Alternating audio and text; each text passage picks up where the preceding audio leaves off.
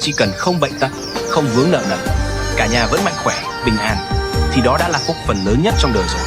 Còn những thứ khác, có thì như gấm thêm hoa, không có thì vẫn cứ là phong hoa tuyệt đại. Hãy nhớ kỹ một điều, đường phải tự mình đi.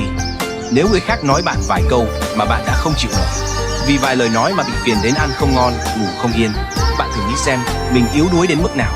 Miệng là của người khác, lời khen chưa chắc là thật, lời chê chưa chắc là sai. Nghe hay cũng được, nghe khó cũng được. Trên thế giới này, người thực sự tốt với bạn rất ít, nhưng người muốn xem trò cười của bạn thì lại rất nhiều. Chúng ta tranh không lại một cái miệng, tính không lại một trái tim. Đừng vì vài câu chuyện mà tự hạ thấp phẩm giá của chính mình.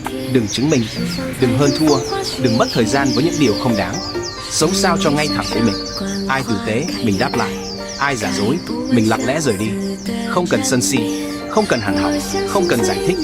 Chịu thiệt không phải là ngu ngốc, nhún nhường không phải là nhu nhược. Người tốt với bạn, bạn tốt lại. Người không tốt, bạn cũng chẳng phiền mà ngoảnh mặt quay đi.